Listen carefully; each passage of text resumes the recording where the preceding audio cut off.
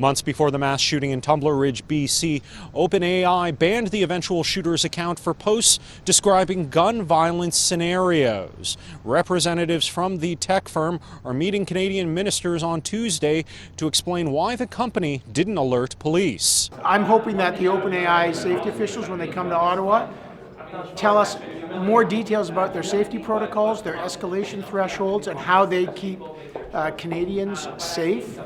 And if they have a threat, that they perceive what the technology does and what the human process does. The Wall Street Journal reports OpenAI employees debated what to do about Jesse Van Roetselar's posts, with some pushing for the company to contact Canadian police. The company decided against that, only contacting RCMP after the shooting. If there was any sense that there were warning signs that should have been acted upon, I think we owe it to those families, we owe it to the victims themselves that we get to the bottom of that and hold people accountable. Currently, there's no mandatory reporting requirements on any AI companies or social media companies to report potentially criminal conduct. Law professor Emily Laidlaw says the European Union has mandatory reporting laws for digital service companies like OpenAI.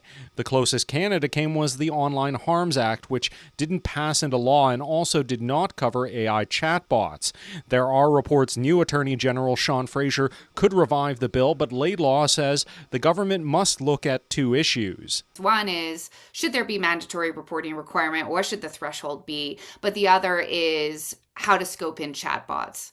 The legislation that was introduced just applied to social media services, but of course we're now seeing an enormous amount of harm being facilitated through the use of chatbots. Laidlaw also says Canadians should have a clear idea of who's leading the response to the issue. For her, it falls under Canadian identity, Mark Miller's file. Miller says, frankly, in respect for the victims' families, I'm not going to stand here and tell them that something like a bill could have, would have, should have prevented them. I think there is the need to have legislation to make sure that platforms are behaving responsibly. What that looks like is still to be determined, and I can't discuss timelines with you on that. We're expecting to hear how the meeting between the government and OpenAI representatives went later this evening. In Ottawa, Xiaoli Li, City News.